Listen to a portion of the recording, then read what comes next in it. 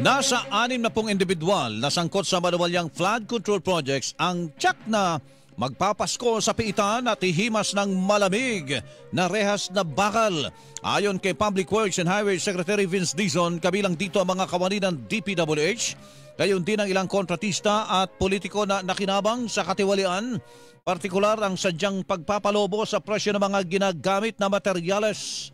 We're very, very confident na kulong to mga to. Maraming magpapasko sa kulungan. Dekada na ito. Madami ng DPWH Secretary ang dumaan. Marami ng budget ng marami ng budget ng DPWH ang dumaan. Dekada na. Pero nandyan pa rin ang overpriced cost of materials.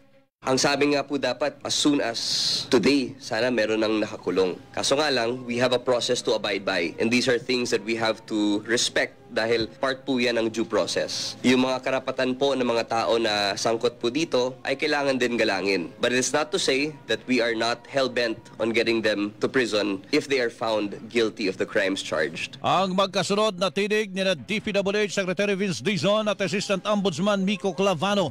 Sinabi ni Dizon na aabot sa 60 billion pesos ang matitipid ng pamahalaan ngayong susundan na ng DPWH ang presyo sa merkado ng mga gagamiting materyales sa mga proyekto tulad ng graba, buhangin, semento, sheet pile at iba pa.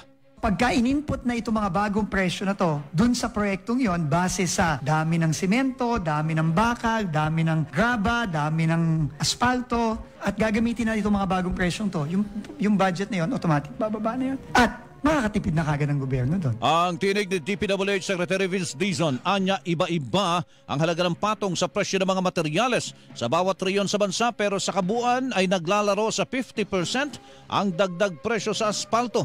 36% naman ang average na overpricing sa sheet pile, habang tig 32% ang tongpat sa graba, buhangin at steel bar at 10% sa simento.